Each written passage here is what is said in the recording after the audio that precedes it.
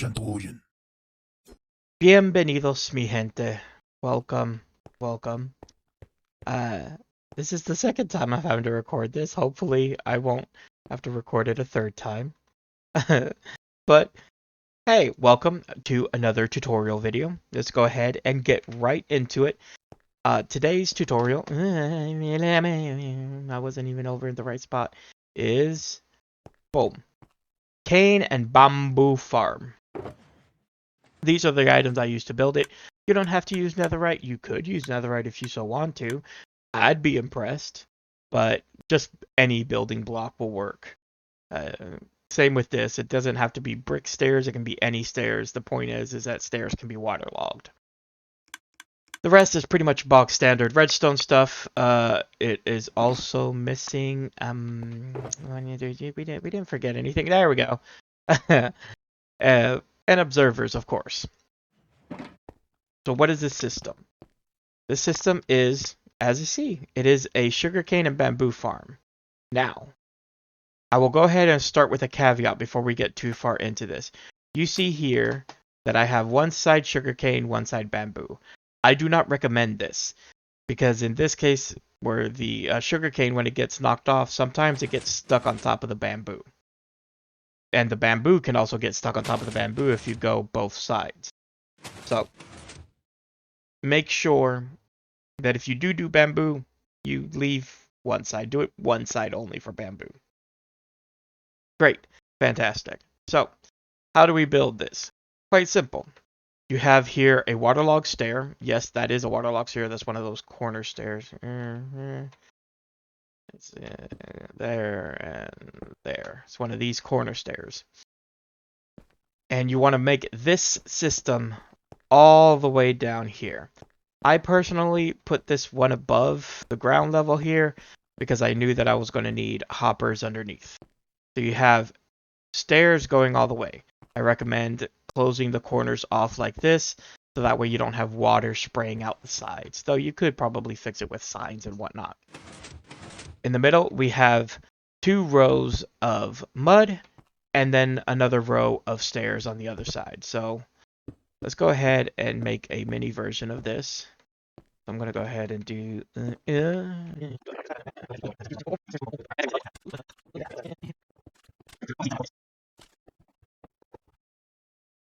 So this is side A and side B. We're going to go ahead and continue from here, but I kind of forgot to say on this, make sure you put your hoppers down first. So in this case, I'm just going to use a chest instead of that complicated system I have over there to fill this line underneath here. Boom. Great. Fantastic. Then you want to cover this with mud. Why mud? Well, because mud is actually... Can I? Thank you. Mud is actually slightly lower than a regular block. So if I stand up here, I'll hit the F3 screen. I'm at 58. But when I walk on the mud, boom, 57.875. It is slightly smaller. What that means is whenever you drop an item on, we'll drop an item on that block, it just stays there. Boo. But however, if we drop an item over here, it gets sucked in because it can pull. A hopper can pull from a block that is not a full block.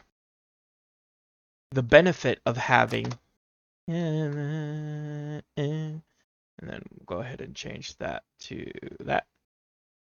The benefit of having mud is that mud can be used for planting both bamboo and sugarcane. Oh, but we can't plant sugarcane because we need water. Right. Go ahead and pull a water bucket here. Get that. Boom, boom, boom. Same over here. Boom, boom, boom. And there you go. Now we have water on this side, which allows us to be able to put down our sugarcane. So that is step 1. This is the bottom base level of this. The second thing that you want to do, at least this is how I do things because you don't want to have to keep replanting everything, is put a building block on top of these.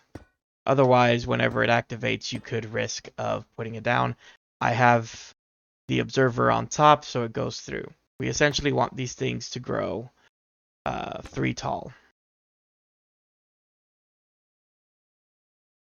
Then from here, we want to go ahead and put our regular pistons facing inward on both sides. Now comes the fun part. I don't want to admit how long it took me just to be able to put one observer down in the right way. Let's continue. So from here, you want to point this observer facing up. From there, you just want to have 3 observers coming from this way. So we have 1, 2, and 3. So what does that mean? That means whenever this thing grows up to 3, it will then power, come down, and push the piston out to break. We then just have to do this on the other sides as well. So give me 2 seconds. Hey, wouldn't you look at that? 2 seconds. Alright, so we have it all set up. And basically what it is going to do, as you've been seeing it happening over here, is once it grows to 3, it will fire underneath, leaving 1 below, and all the items will then get filtered down into your little chest here. We don't have any because I kept breaking things because I was trying to put things in place. But we now have this side here. We can actually see what we have over here on my more complicated side. Obviously, bamboo grows much faster than sugarcane. So if you do sugarcane, I would recommend doing both sides and a second on the other side and have them all filter into one. Now, you can do it like this, where you just have one chest and it goes into the items that you have here.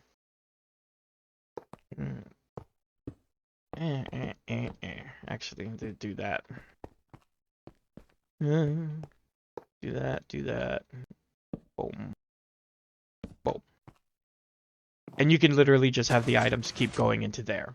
What I have here is just a simple drop evader.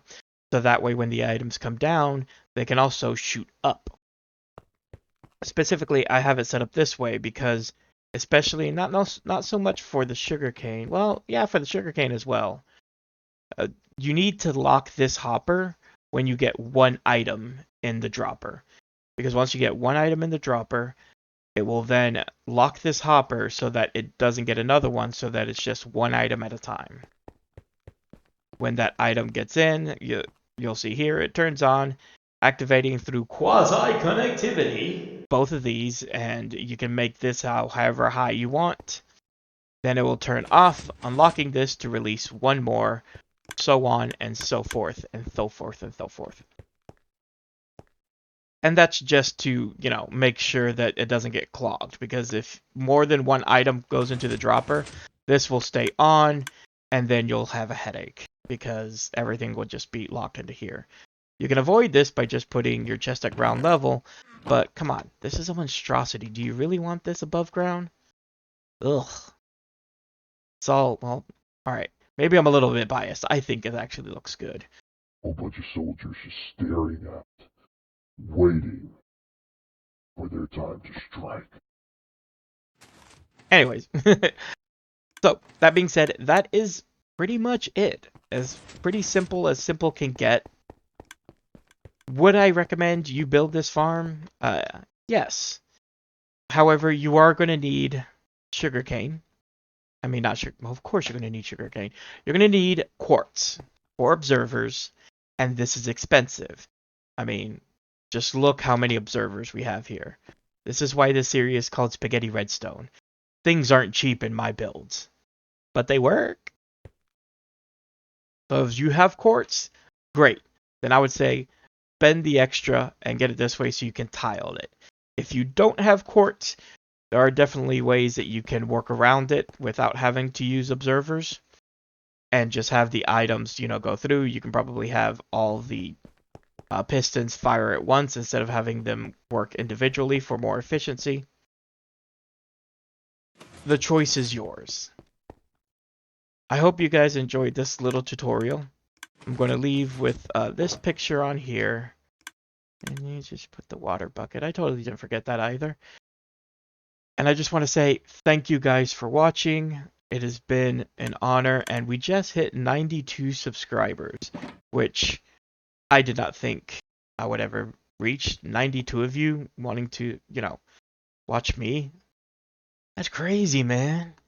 I may or may not, I'm not going to commit to anything, do something a little special for 100. I'm not entirely sure, though. We'll see when that bridge gets here. But thank you guys so much for watching. I appreciate your time. And as we like to say here, hasta mañana.